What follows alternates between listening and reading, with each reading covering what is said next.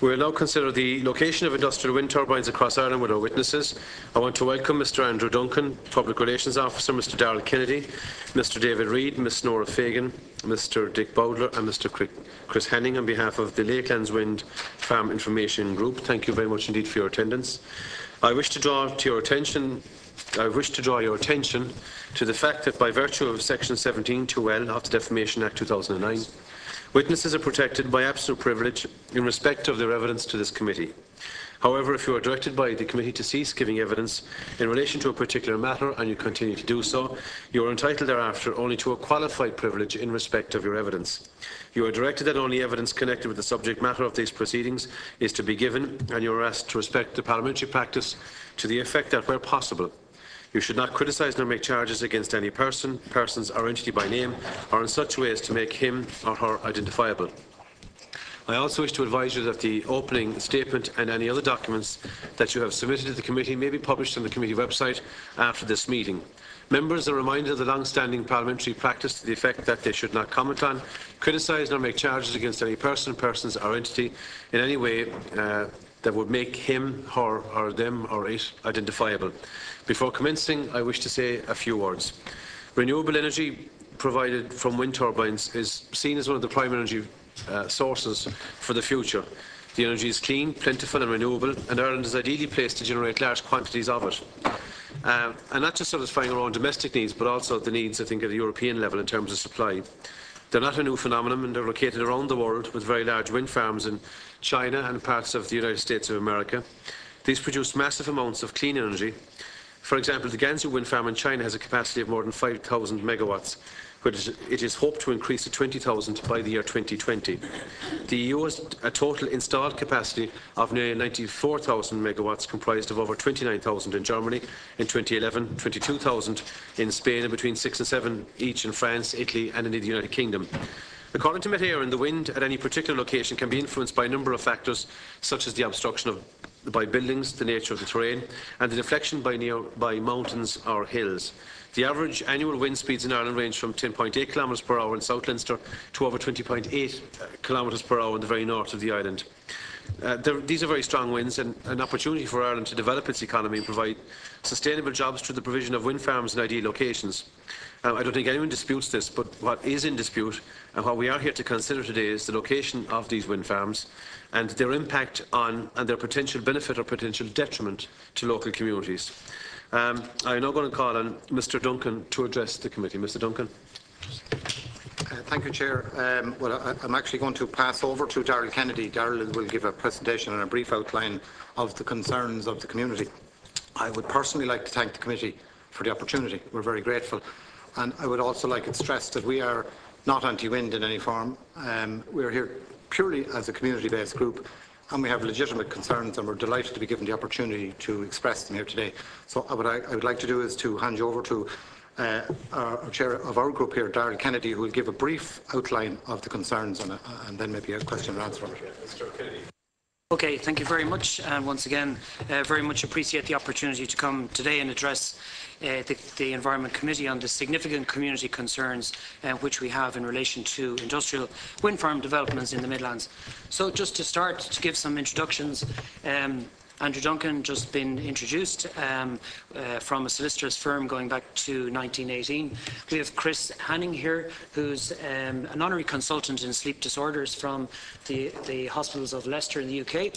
We have Mr Dick Bowdler, acoustic consultant and also part of a working group to the British government on noise and involved with acoustics going back to 1977. We have Nora Fagan, solicitor in commercial law from Westmeath also. So just to go through the background and set the context in terms of our concerns, well, essentially there's a plan to develop, or proposals to develop 8,000 megawatts of wind energy derived electricity in the Irish Midlands for export to the UK to meet its binding 2020 targets. Mainstream renewable power via the Energy Bridge project intends to develop 5,000 megawatts using 500-foot-high turbines, and Element Power via the Greenwire project to develop 3,000 megawatts using 600-foot turbines. So these developments alone would represent up to 2,400 industrial turbines to be placed through the Midlands of Ireland. Obviously, that's subject to an intergovernmental agreement in Q1 and also to a strategic environmental assessment being completed as part of the national policy context. The intention in terms of the timelines is to submit planning applications in late 2014, as we understand now, based on the SEA completion, and commence development upon approval. The developments themselves are proposed for a mix of mostly open, flat farmland, some forested areas and peatlands. And development in areas with significant rural residential populations is under the current proposals, and really they're core to the concerns that we bring to this committee today. So that if these go ahead, many communities will be surrounded by clusters of wind farms with turbines allowed at only 500 metres from a resident's front or back door. So we'd like to categorically state that we represent the majority view in Ireland, which is in favour of renewable energy, and we're absolutely not anti-wind. We consider ourselves as rational and objective people who have had to work tirelessly to extract the information and disseminate it to our communities in the absence of any formal consultation. And this has cost us countless hours, which really we should be getting on with family life instead of having to work on this. We absolutely reject the slur from the energy development companies when they describe any concerned community citizens as NIMBYs.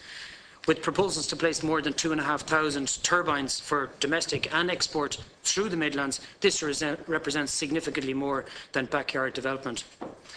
However, we do recognise with a strong degree of positivity, we must say, the recent comments from Minister Rabbitte at the IWEA conference last week, where he acknowledged the community concerns. That was hugely beneficial. And also for mentioning the unthinking communication by some developers. We also welcome the Minister's personal view, where he foresees the preponderance of wind turbines clustered on state lands far removed from people's homes. So essentially, this is the core, really, of our representation today. It really is this vision of responsible development that we want transformed into a formal policy which will be underpinned with clear and unambiguous guidelines and appropriate legislation which aligns with the various EU directives. So in terms of key concerns, I'll just go through these briefly, but I would say that the hard-pressed communities of the Midlands have only become aware of the proposed developments through newspaper articles, through word of mouth over the last 6 to 9 months, and certainly through no formal form of consultation from either a responsible government department or from the energy companies themselves. There has been some token lip service paid to a form of consultation, but it's been one way in terms of giving some limited information to the communities. And this is despite the fact that the required landowners who are required to sign up to the option contracts, most of those options have been signed. That represents approximately 1,000 landowners who are already signed up. The communities then were aware only after that happened. In terms of the Midlands, there's approximately 35 community groups which have sprung up in the last 6 to 9 months, probably at a rate of one community group every 10 days as they become aware of the proposed developments. And what we find is that as each community becomes aware of this and they start to drill down into the issues, just like myself and Andrew and others have done, they begin to realise that there's a cascade of consequences which become apparent as a result of the proposals. So today what we've done is we've brought some, as I said, introduced earlier, some expertise to review some of the impacts of these consequences in terms of noise emissions, impact on health, on property value impacts and other legal concerns. If there is time permitting, we can provide examples of misleading information which have come to the communities and the clear lack of information from the developers. We can also provide numerous examples of community division that this is causing left, right and centre. Even as recently as last evening, I got a call from a landowner who lives several miles away and would not give his name, but said that the proposals that are being brought upon his family are ripping his family apart. And it's very, very difficult to hear that type of a stressful account. We can also, I think, in terms of brevity, I won't dwell too long further, but I'd just like to talk a little bit in terms of the wind guidelines 2006. We do welcome the fact that they are being revised, as they were significantly out of date when first implemented. However, we have 3 quite significant concerns in relation to those wind energy guidelines. One is the fact that it's just a targeted review, so it's looking at shadow flicker, noise impact and separation distance. If I just take one aspect alone, which is noise, there's a tendered study by the SEAI to look at noise impact, and it's a desktop study, which I think is wholly inappropriate, given the anecdotal evidence around the country, where I would believe that there should at least be some field studies done with the appropriate qualified people who would go and visit those areas of anecdotal concerns and complete that study appropriately. I think that doing it as a desktop study is very weak. I think that we'll ask for Dick Bowdler, who has made a contribution to and a submission to the 2006 guideline revision, to get into that in further detail, and we'll be open to your questions in that regard. Secondly, in terms of the 2006 guidelines, there are a number of items which are not included at all in the guidelines, and because of the targeted review, will not make it through there. And I refer specifically to Article 3 of the 1985 EIA Directive, which looks for the assessment of impact on material assets and health. That's not covered at all. On the third and final point, one element that is in there is Chapter 6, which deals with landscape. And it's very specific in terms of some of the sentences it covers, where it says that it's important that wind energy development is never perceived to visually dominate. With that alone, the developers would not be coming in on top of our communities to impose these in on top of residential community areas. They would stay where the developers like to portray that they belong, which is in the distant background on mountain ridges, etc., rather than coming down in on top of residential communities, as facilitated by the current guidelines, with a separation distance of 500 metres. So, coming to the close, I would say that when we talk of responsible, balanced and democratic approach, I'd like to draw the committee's attention to what is currently in train in County Westmeath, whereby almost 900 submissions were made to the 2014 County Development Plan, the majority of which were in relation to wind turbine and industrial wind development. And consequently, the final draft, which is coming through on that development plan, strictly directs industrial wind development to cutaway bogs and at appropriate and responsible setback distances from people's homes. So what we come to ask of the committee today is a number of key actions which we'd like you to take. A clear timetable on the development of the strategic environmental assessment. Completion of a comprehensive review of the current wind energy guidelines, 2006, taking into account those items I just mentioned previously. Ensuring that the draft guidelines on the EIA assessment 2012 and the EIS guidelines for developers 2002 are fully updated and in compliance with Article 3 of the EIA directive. Also, that a moratorium is in place on until full and comprehensive compliance is ensured against the Aarhus Convention. Also, to enact the Environment and Public Health Wind Turbines Bill 2012. And an amnesty, and I will refer this to Nora Fagan later in questions, but an amnesty for those farmers who wish to withdraw from the Windfarm contracts that have been put upon them, where we believe that they haven't sought sufficient and independent legal advice. And in closing, I would like to say that the essence of the communities of Ireland, the Midlands in particular, feel that they're being besieged by aggressive wind farm developers. We're exploiting weak and outdated guidelines, as well as the lack of specific legislation to cover wind development.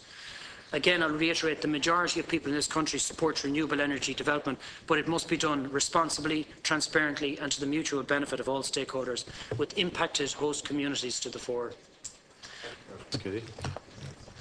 Okay, now there's a bit of Cunis, please.